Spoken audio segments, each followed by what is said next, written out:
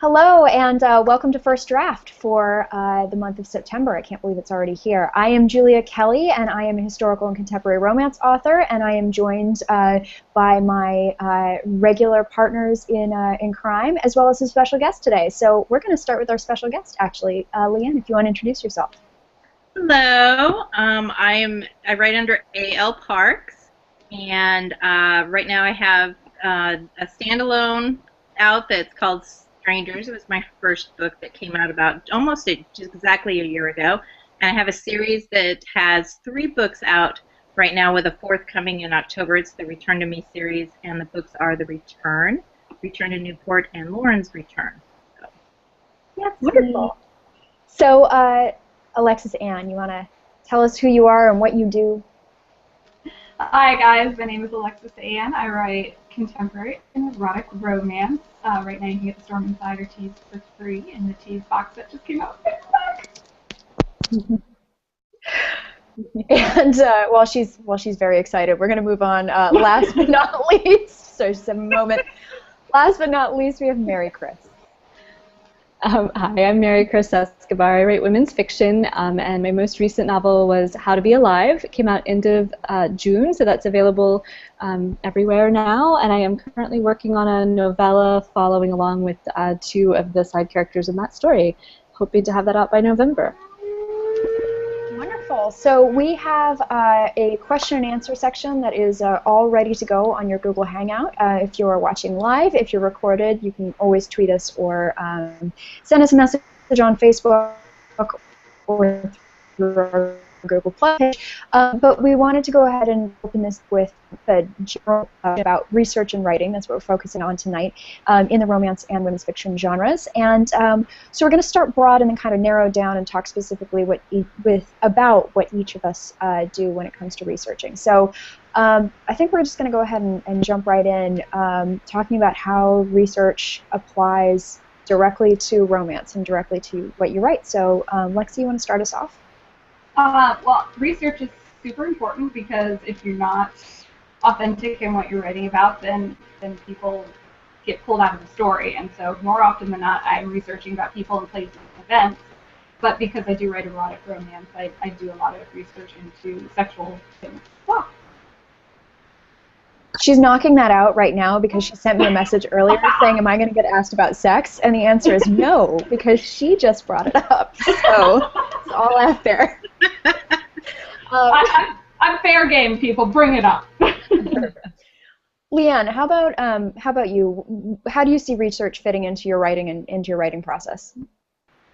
A lot like Alexa said, you have to be authentic, and I think there's a really fine line between having artistic expression and kind of pushing the bounds of it, especially in romance, because we kind of deal in a lot of fantasy. You know, all of our characters fall deeply in love. You know, they have the best sex ever, and so there's a lot of, you know, fantasy involved in that kind of suspending belief.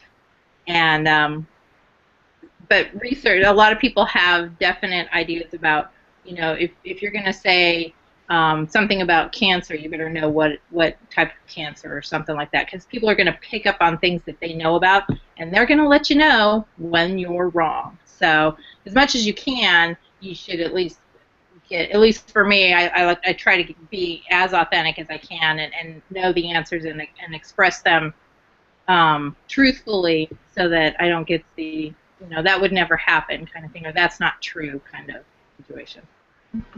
How about you, Mary Chris? How are you approaching it when you sit down to write a book in the broader sense? And then we'll talk about the specifics in a minute. Yeah, I think I love what Leanne said about, you know, we're writing stories where we're asking people to sort of suspend some belief in some areas, and that's ultimately what they want. I mean, they want to go along for the big story and the big romance, the really great sex, you know, all those things. But what we want to make sure that we're doing is keeping things really accurate so that we don't take them out of that big story that we've wrapped them up in. So, you know, if you're going along and you get a little detail wrong, that would be something that somebody else would know was wrong. That could pull them out of this world and this story that you're creating. So I think I approach it from always trying to be accurate so that I don't lose readers. I don't want to get a date wrong, or if I'm writing about a city, I don't want to talk about like something that actually isn't in that city or streets that don't connect in a certain way, because I want readers to get lost in my overall story, not hung up in the details. So that's where it comes in for me.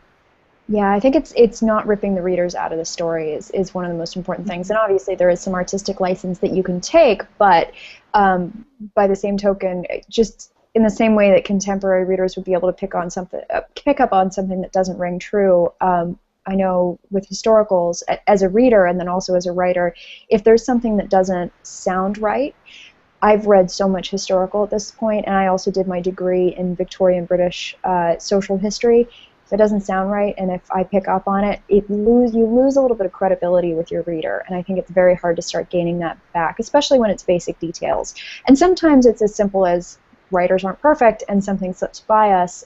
We are writing about people other than ourselves. It is not, as some people like to think, writing strictly about your own stories. When you write romance, they are fictional people and they are fictional scenarios, but at the same point, you don't want to kind of break that reader's trust by not getting the things right that should be not easy to get right, but you should be able to research and look into. So we all write different stuff.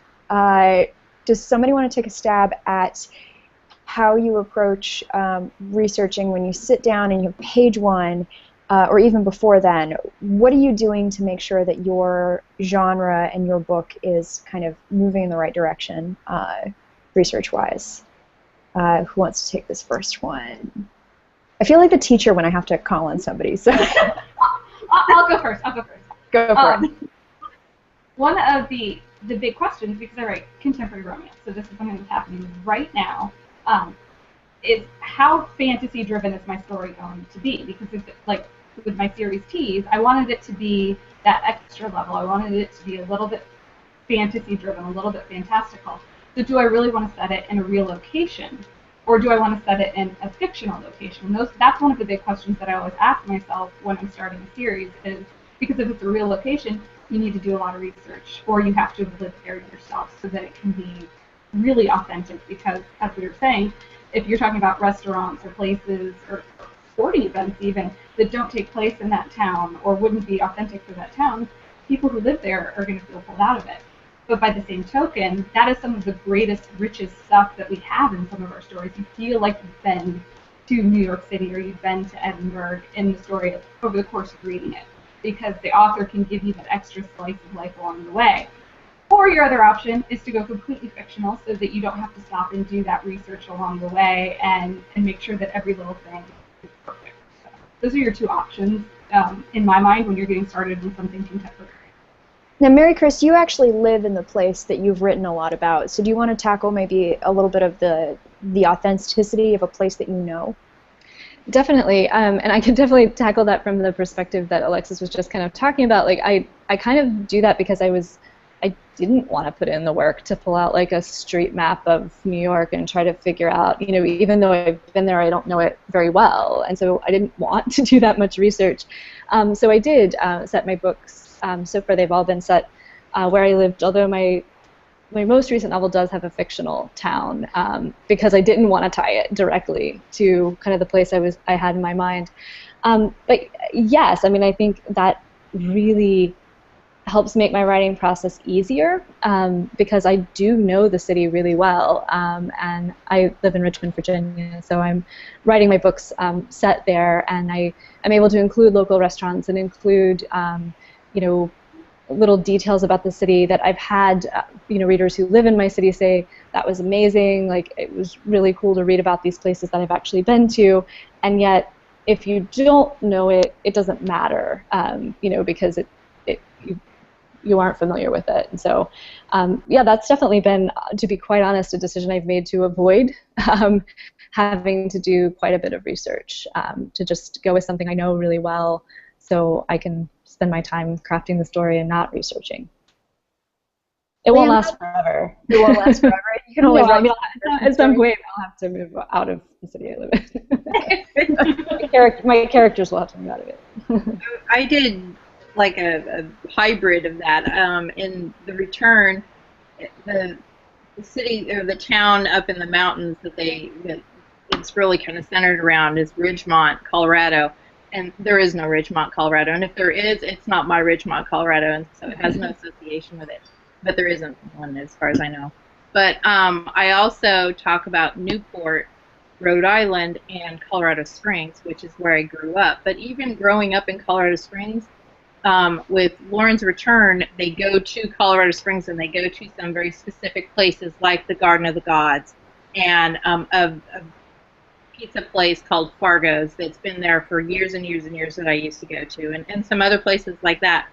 And I actually had to go back and do research because I know that since I've lived there and the beginning of, I left in 91, things have changed. And so I had to make sure that Fargo's was still open. I had to, and actually the Garden of the Gods, the visitor center is not where it was when I grew up. It's moved back way out onto the street. And so I had to do some research and contact some people that still live there and stuff like that to make it more authentic. But I think that you can actually use a real place that you've never been because in Strangers, I use New York City, and I have never been there before in my life. And I was hoping the whole time, I'm like, I hope that what I see on TV with, you know, things, actually, you know, the Upper East Side is kind of like this and stuff like that. Like, please, no, I don't want to hear about that. So I actually just read her manuscript, and it's set in the Upper East Side. So I was just like, here are all the things that you need to know about New York that you probably never wanted to know before. And then I realized that it's probably way more information that she needed. So, sorry about that. Yeah, I think that a couple of things when you approach, so contemporary and the contemporary stuff, absolutely. If you're going to write about a place that you haven't been before, I wrote about Jackson, Wyoming, when I was writing with Alexis in this anthology that's coming out next week, thankfully. We're really excited to actually get it out in the world after talking about it for months. I've never been. I have friends who've been. I have friends who've gone for ski season, and luckily we set our story in ski season. So it was easy to kind of shoot them a text message and be like, hey, so don't ask why, but I need to know X, Y, and Z. You can't do that when you're writing Victorian historicals or you're writing about the 1920s in Manhattan, so you end up relying really heavily on research books and blogs and articles and various things like that. But the other thing that you end up doing is you do some world building, because there are some things that you can guess at, you can research, you can replicate, and then there's some that you're just going to fill in. And I think that that's consistent across the board, no matter what genre you're writing in, whether you're doing paranormals or doing, you know, contemporary, doing women's fiction, doing westerns. There is going to be some element of creating your own world in here, because again, it's fiction, it's not nonfiction, it's not strict fact, and sometimes it's necessary to fudge the details a little bit because you need it for your story. But again, you have to kind of balance where are you going between keeping the trust of your reader and making sure that you are telling a compelling story. So you never want to go so wild and out there that people feel like you're just lying to them. But you know, there are some things that you may have to fill in the details for. So the practical side, how do you research other than just looking up Wikipedia articles? Do you see Lexi frowning right now? Yes. Not happy. By the way, I want you guys to know, I didn't show them this beforehand. This is how historical authors research. I've got a whole stack of these guys. My apartment is not very big, but I've researched books like crazy. So I'm going to tell you right now, find a research place. Find a used bookstore. It's really helpful. But if you can't go to used bookstores and you can't find, you know, research books on Victorian dresses like crazy, what are you doing when you're looking for that little detail that's going to make or break your story? What are you looking for when you're looking at street maps and stuff like that? Mary Chris, you want to kick us off? Well, this is very difficult for me to say as someone who works in higher education, but I do mostly Google. Which you should not do when you're writing a research paper, absolutely. But I feel like contemporary, that's a really good place to start, because you just don't want people to fall out of the story, and you want something to be kind of what common knowledge would be. So I'll start out with Google, usually, and then if I need to go deeper, I'll go a little bit deeper on that. But depends on the issue. But I mostly am using kind of popular websites that I feel like reflect general info or the general knowledge. Lexi, you want to go next, and then I know Leanne's got a very specific answer that I'm gonna ask her about here in a moment. I'm kind of in the same. Are we getting a lot of feedback right now, or is that just me? Yeah. No, it's not. Just no. Okay. We'll see what we can see. I'm not getting it on this end, so hopefully the record is fine. Okay. Cool. Okay. I'm also an academic, so I get very specific about research. I do like Google. I do like Wikipedia for very simple facts. But especially if you're doing something that is very specific, I think you have to treat it very sensitively and research it like somebody who does research. And so for me, that's visiting the library, that's talking to experts. I'm writing another series with academic adventures in archaeology, which is what my degree is in, and I wanted to bring that up later in a different subject. But I think the more specific you are, the more specific your research needs to be, and you need to be sensitive to that fact, including researching how to do research. And Leanne, I want to specifically get into kind of why you're coming up to my neck of the woods at the end of the month, because I know that you are looking at a very specific type of research and a very specific way of gathering your information. Right. I actually write under another pen name, LM Spark. And right now I don't have anything under that. It's all research at this point. It is based on within the FBI. So because of contacts that I have, I've been able to meet with field agents and other contacts to get information about how they actually switch. Which really is invaluable. I figured this out because I started writing the first couple of chapters, and then I went and talked to my first contact, and nothing I had written was even remotely like what I can actually do. So I'm coming up with one of my field agents at the end of the month, so that I can go through and see what they can do. The problem is that with that research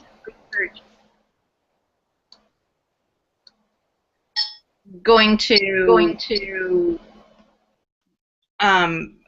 there's certain things within the FBI that they can't tell. So a lot of their procedures they can't tell me how they do. So I get to be creative about those. And so we have this kind of back and forth. If I ask a question, then they'll say, "Well, just be creative with it." So that's kind of the fun part of it. Yeah, I think the biggest thing is ask people.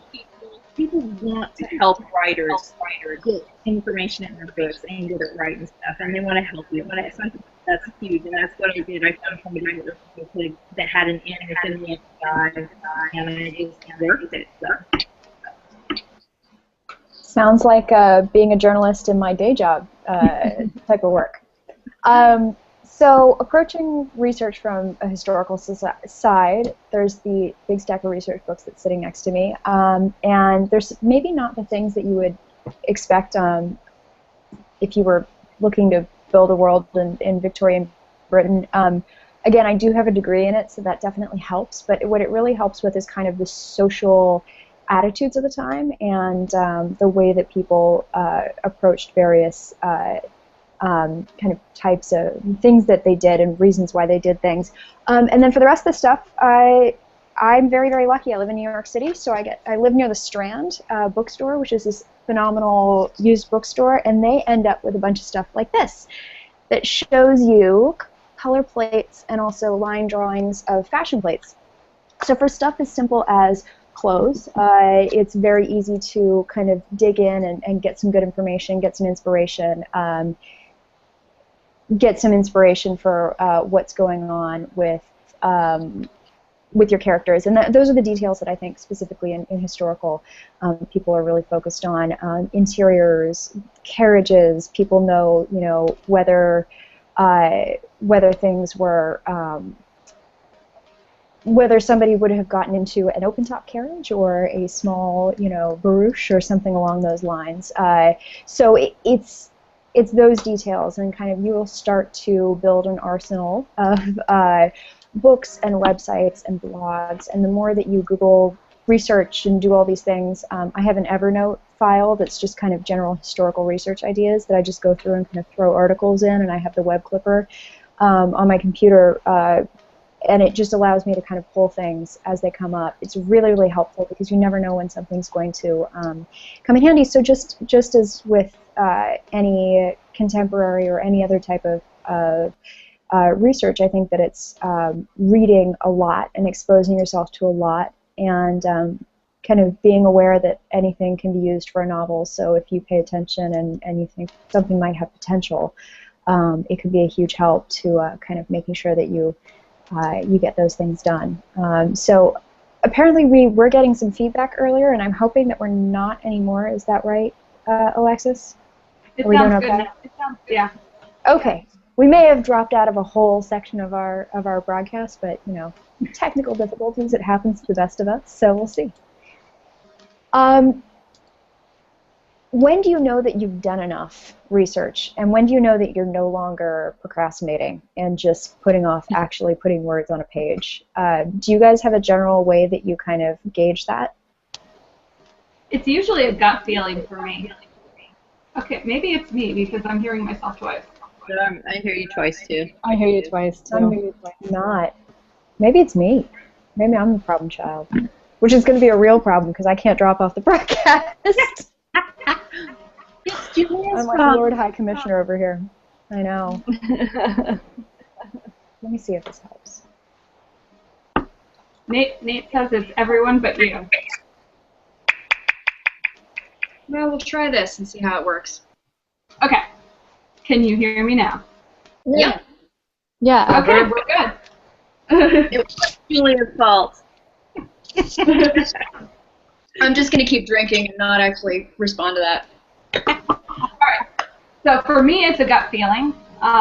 Usually, I keep worrying about whatever it is I'm working on until I've done enough research, and then all of a sudden I feel, okay, I can move on. So if you're still worrying that maybe you should do more research or what you're saying isn't authentic, it's probably for a reason, and you should keep doing your research. Yeah, I totally agree with that. I think if you're reading it and you're feeling like I haven't done enough, and someone's going to read this and find a hole in it or a problem with it, if you know that kind of, it is hard to describe, it's kind of a gut feeling. If you have that nagging feeling like, I think somebody who like really got this would not think I had done enough research, then you have to go back. But I think at the point, you know, you feel like most people could pick it up, and you'll get stuck on it if it's not right. Like you'll keep coming back to it in your revision. So I think it's a non-answer, but you just kind of know that it's done.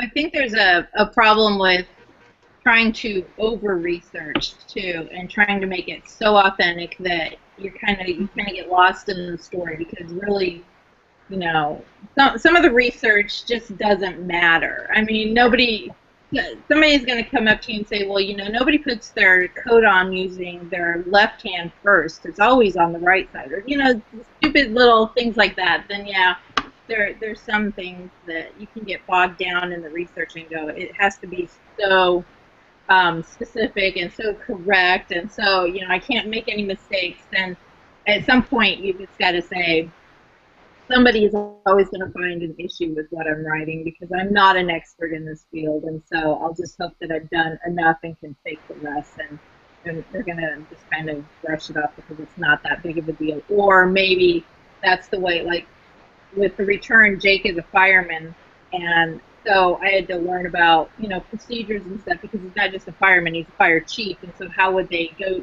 approach a scene and things like that. And I think I could really just research the heck out of it and get, you know, 5 different verifications that this is the way it's done, but at the end of the day, as long as it's pretty much the way it was done, or this is how, procedures are typically done, and yeah, I could kind of see it happening that way at somebody else's department, then I think that at some point you just have to write the story and, and hope that you've done your research, because otherwise it's just, you're gonna get bogged down in it all. I think it's interesting that you brought up. Go for it. I think it's interesting that you brought up over-researching, because Leanne and I have both talked about, she has a law background and I have an archaeology background, and we've both written stories that play into both of those backgrounds, and sometimes we get notes back saying that our research, our realism is too real, and we need to pull back and let the fiction and the story just kind of be, and we don't need to be quite so authentic. The reality is many professions are in fact boring in the day-to-day. Yeah. Most people don't care about X, Y, and Z. You can let that go. Right. Yeah. That's really hard, because in like a courtroom setting, it's how realistic do I want to be before people are going, what? Because I mean, courtrooms basically boring, really boring stuff. But so but to me it was always fascinating. So it's like, oh, okay.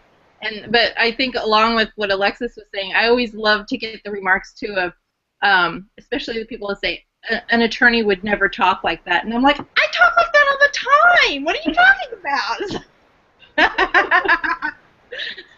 So I have to confess, I am a total over-researcher. So I have a method. I don't know if it works, but this is what I do.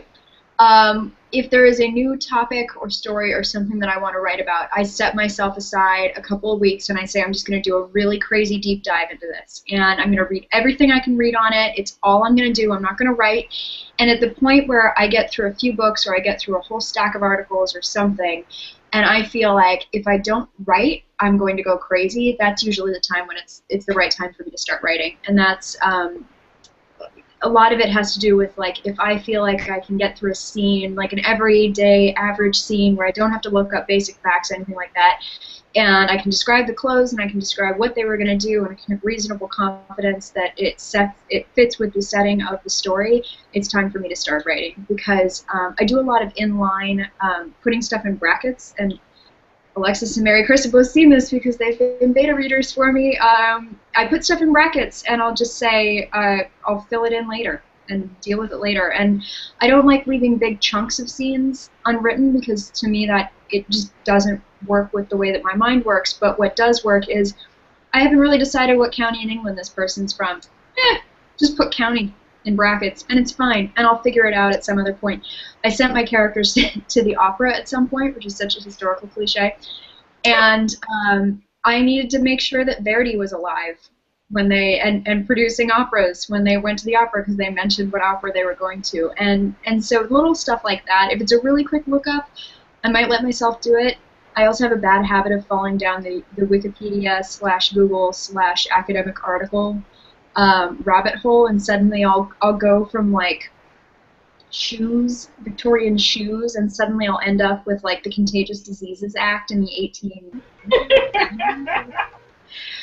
So it's just one of those things where you have to be careful and you have to pull back, because at some point you got to write the damn story. So I do know that sometimes it is procrastination, and sometimes being naturally curious people, we do kind of launch ourselves into these stories and go, oh, wait a minute. And it's a little bit of the equivalent of the dog and Up being like squirrel, and you just get distracted completely and your night's just shot. So I do think that Leanne's right. There is an argument that sometimes we do over-research. I'm just wondering if anybody is at all shocked that Julia is an over-researcher. Yeah, shocking. Nobody. Not very good. Thought I was going to be an academic for years. But it's true, when it's fascinating to you, it's not necessarily interesting to everybody else, and especially your readers, who really don't need to know a detailed history of the zipper. I mean, really, you can do without it. It's like anything else that in writing. At some point, you have to put away the critiques, you have to put away the technical stuff, you have to put away the research, and you just have to let yourself get lost in the fictional world, and you can go back and fact check later. It's true. That's what editing's for. Exactly. Exactly. There's so many times that I've started writing, and then all of a sudden I'm like, oh, I have no idea what this is, and then you go quick and look something up and do like quickie research. So sounds good. So, what are the strangest things you guys have had to research? I don't know who wants to jump in first. I mean, I could just call on Alexis Ann and let her kind of go on this one, but we'll see. We'll see what she says. I can go really quickly because I don't really have anything particularly strange to research. So, probably, I guess if we look at it from the angle of like, what would if somebody looked at your Google? Would they be totally like confused about or concerned about or have questions about?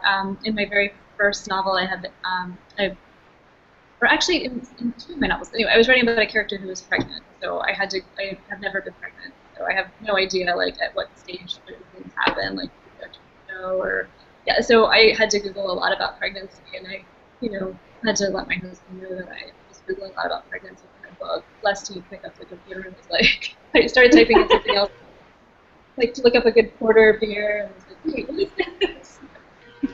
That's probably the one thing that I've had to like warn people that I've been reading. It's not very interesting.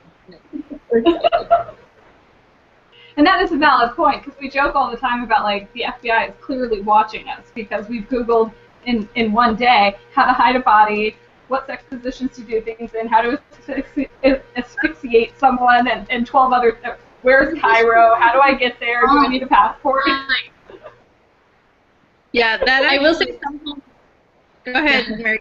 Go ahead. I was just going to say, sometimes I do like have a random thought about something I want to research in the middle of my work day, and I have to either stop myself or pick up my phone because I'm like I can't Google that at work. But like I'll go like reach for it, and then I'm like, no, probably should pick up the phone. Probably shouldn't put that in my search history at work. Well, along with what Alexis was just saying, I think that the craziest thing that I've probably researched is I didn't know what it would look like if somebody was like ripped in half and they were like disemboweled. And so I like looked up pictures so that, because I'm visual and I have to see pictures and stuff. So I'm looking at all these pictures trying to describe this, and I'm like, oh, I'm so going to prison. You just come work in news like I do.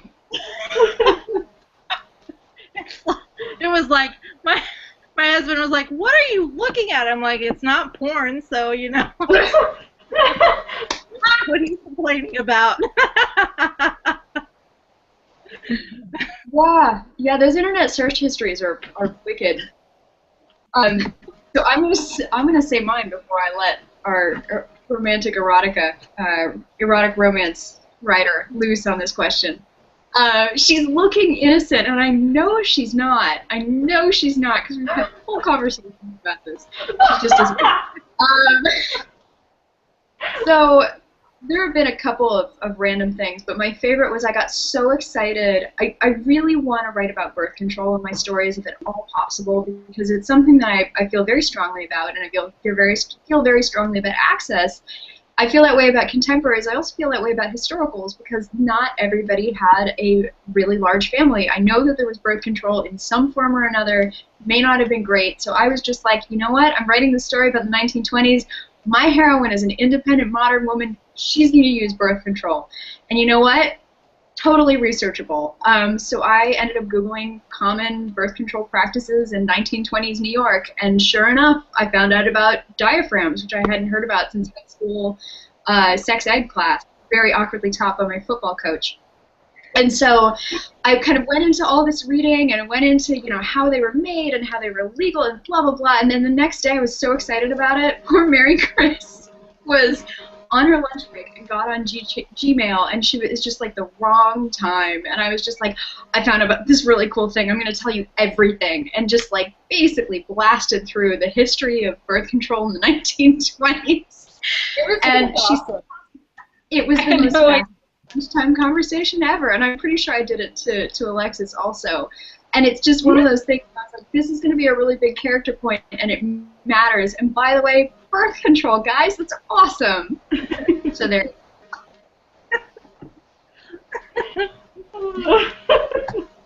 It is awesome. It's totally awesome. Totally. Birth control is important. This is what writers get excited about, guys. Research. You know, I'm going to admit that I realize that I'm actually kind of lazy with research sometimes because I have the benefit of my own background and my own travels, and then my husband, who used to work in news and used to travel the world, and so a lot of the time I just go, hit. So what happens in this town, and what happens in this really seedy hotel, and what's under the hood of this car, and which kind of gun would my character be holding? And I just take his word for it. And Leanne's nodding her head vehemently because we talked about this once that we both do that. You have encyclopedias you're living with. Oh yeah, my husband's Navy, so so traveled the world, and so same thing as Alexis. It's great.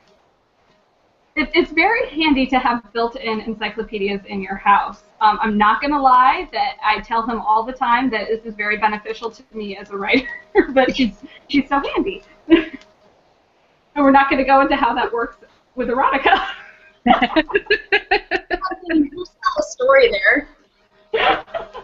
Now, I did tell... What was that? Sorry, you broke up. I said you have to fill in around the sex scenes, right? There's got to be a story. If there isn't a good romance, I mean, what's the point of writing all this sex? I mean, you got to feel invested in the characters, and so that's what I do. Exactly. Okay, So, but we need Nate on here to actually see how much research they do. I shall now address the elephant in the room, the sex research. Now, I did admit at RWA that a lot of my research actually comes from Tumblr, because Tumblr is a fantastic sexual resource. If you don't already know this and you're into writing romance or erotica, or you just really like porn, Tumblr is a great place to go and see beautiful black and white, wonderful images, to research bondage, BDSM, all kinds of wonderful, interesting things, and a lot of that can take you to other resources if you're interested in that kind of stuff. So a lot of my ideas and inspiration do actually come from Tumblr. Occasionally, just very occasionally, you do have to test a few positions here and there. He's smiling at me right now. You do have to test a few positions to make sure that they're feasible. I mean, come on. It's called choreography. It is. We're doing choreography. Just Name like that movie. Yeah, I think the common misconception, I've talked to a few erotica writers, and the most common misconception is that they're kinky, crazy, ridiculous people who are just like slung up from some dungeon somewhere. And the reality is that there are some people who are interested in the lifestyle who write about it, and there are some people who do a hell of a lot of research and have a very open mind and like writing these stories. And you know what? That's awesome. There is always a jam-packed BDSM lecture at every single RWA, standing room only. And not surprising, it's a popular area of the genre, and to be quite honest, if I can research about, Victorian shoes, why shouldn't somebody be able to write research about BDSM? I'm not a Victorian woman. Somebody else doesn't have to be a practitioner to write about it. Yeah, exactly. In all seriousness, if you're writing erotica, it isn't all just fun and games and silliness and something that you actually practice. It is a lot of research, and if you aren't authentic in what you're writing about, especially in sexual situations, because there are a lot of people who are very into the fetishes and kinks that they practice, it isn't just fantasy. Sometimes erotica and erotic romance is fantasy, and you're going there to get away from your real life. But sometimes this is very real stuff, and you have to be very sensitive to what areas you're picking about writing in and how much research and authenticity you are bringing to what you're writing. It is a very serious thing. Which is why Absolutely. I don't write BDSM. I'm fascinated by it, but I don't want to do the research. It's not something that I practice. So that is why I specifically avoid BDSM in the writing that I specifically do. Yeah, you definitely make choices based on what you want to research and what you're interested in your writing, and that's going to inform it, just as it would any. Yeah, I think that's true. I mean, I started out as straight contemporary, and now I'm kind of moving into romantic suspense, and then pure suspense and thriller over on the LM Spark side. But it is something that you really have to be interested in. I love reading historical romances, but there is no way in the world I would ever want to write one because it is so research intensive and stuff. And so yeah, I'll read about it, but I wouldn't want to write it because of that reason. But I love going into the romantic suspense because I like the law enforcement side and the action packed and what type of gun would you use and what would really happen when you shoot it. And I mean, I had a friend come over that had goggles, and there were 2-3 different kinds, so he brought them all over so that I could see the differences between the basic all the way up to the really high end stuff, which is neat because then when you're describing it, you can actually you know what you're talking about and stuff like that. So and I thought it was really interesting and stuff. So I like and I go out and shoot guns just to see what kind of different types of guns what somebody my size that would be a woman would feel like shooting a gun that wasn't used to it, how much of a kickback there would be and things like that and stuff. So I like that type of research. So. Basically, she's the most badass out of all of us, so, What I am. You're right. I totally tried to shoot a gun once, and I went screaming in the other direction. What was that, Alexis? I said I totally tried to shoot a gun once, but didn't, and then ran screaming in the other direction. I could totally write about that. It's so going to be a character in my next book. Alexis. Call me. We'll talk. So I'm a little fearful that we may have lost Mary Chris at this point. She looks quite frozen on my screen, but I think we Mary Chris. were plagued by some technical difficulties, as we have been in the past occasionally. So I can see her. She's moving. She's moving? Oh, good. Yeah. I feel very deprived now. Well, we're here. You're here. Beautiful. Wonderful. Well, so we're nearing the 45-minute mark, so perhaps now if we want to start kind of wrapping things up, we'll try to keep this under an hour, unless anybody has anything to add about kind of best practices, what they do when it comes to researching. I was going to add one thing. When it comes to medical conditions or psychological conditions, some people like to use them as tropes, as easy ways to add wedges between characters. If you're going to use manic depression or very sensitive, very serious medical conditions, psychological conditions like that, make sure that you understand what you're talking about and that you've done your research and that you're sensitive to the fact that there are a lot of people out there suffering from these conditions. It's not something you can be silly and frivolous with. Yeah, thank you for saying that. I'll just second everything that she just said, but I have a big commitment to, if my characters are dealing with something like that, to trying, and then my background is in counseling, but trying to send them to counseling and kind of sort of like the birth and developing for Julia, and that being really important. I think it's really important to take care of your character's mental health. So I do agree, make sure that you're taking those things seriously if you're writing them. So thank you. I second that. That's all. I would third that. I mean, I think that one of the biggest attaboy reviews that I was getting on the second and the third book was that I sent them to counseling and they went to counseling together, and so people appreciated that. It wasn't just, oh, we have these issues from our first marriages and instantly we're over them. Isn't that fabulous? Because that's not the way it works. And so they did work through a lot of that. I think that I'm going to go back to my biggest research tip is to just ask. I mean, if you don't know no matter what it is, ask people, and they will help you. I've gone out and, you know, I want to look at a car. I go and I ask somebody, you know, hey, can I get a ride in your car? Can I go drive around in it? You know, with the FBI, I did that. I went to a boat show and found a boat that I wanted one of my characters to have, and I wanted to be able to see it. So I think that if you can ask people, they're more than willing to help you, because they think it's cool. You write books, and it could end up in a book. Yeah, they'll help you. So I think that that's the number one thing. Don't be afraid to ask for the information. I think you bring up a really good point. Is a lot of time we get scared to ask or to seek out the advice that we need, and we forget that people love to share what they know. That they feel really excited about that.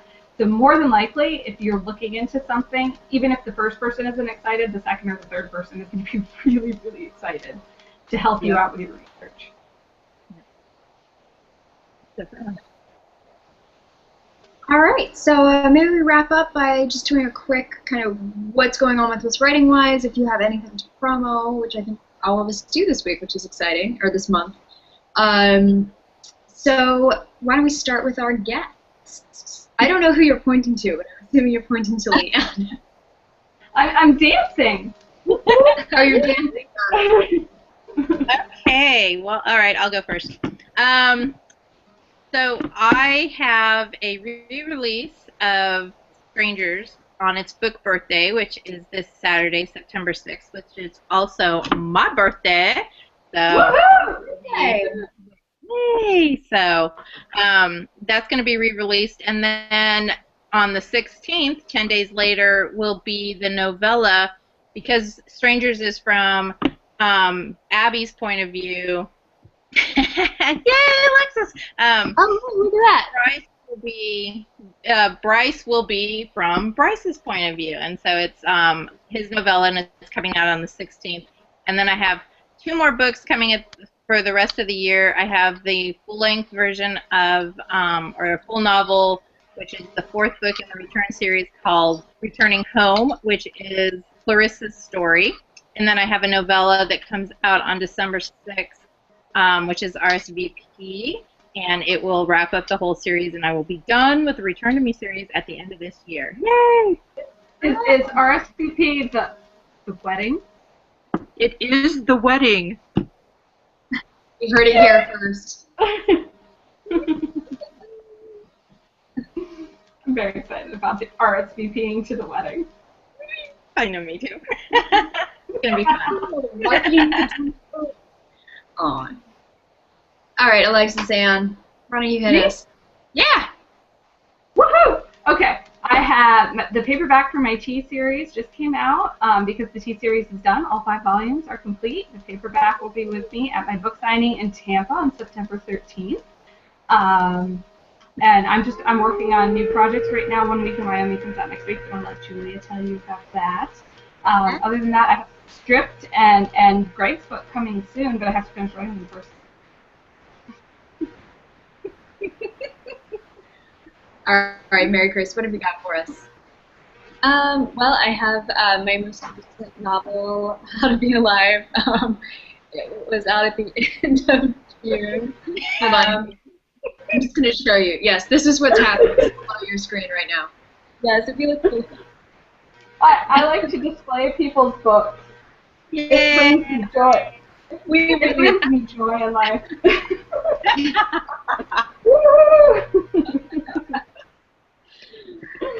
So, How to Be Alive is out. Yeah, so How to Be Alive is out.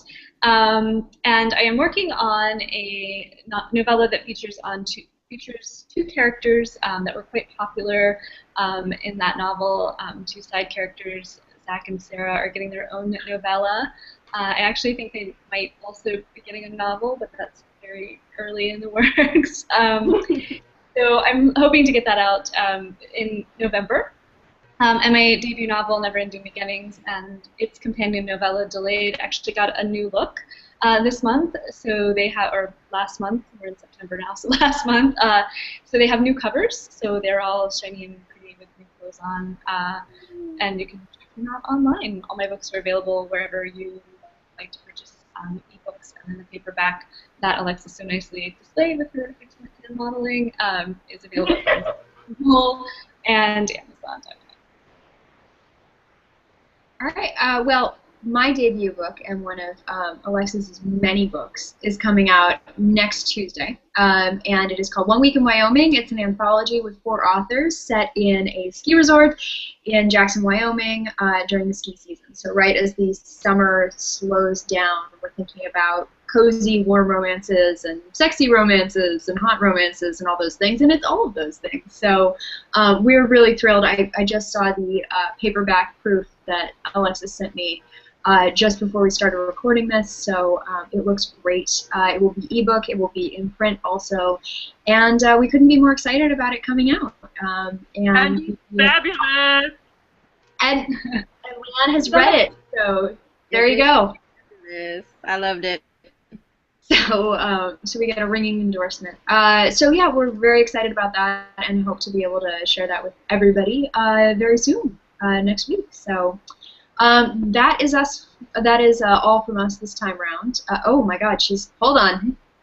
We have cover art. There we go. Look at that sexy we have cover. Very exciting. Pretty. Sexy. 1 Week in Go. Wyoming. So anyway, that's wrapping up first draft for this time around, and we will be back in October doing the same thing we always do, talking about books and writing and romance and women's fiction. We don't know what our topic is yet, so we'll figure it out and we'll let you guys know what it's going to be. But we're very excited, and thank you for everybody for watching, and we will see you next month. So bye for now. Bye.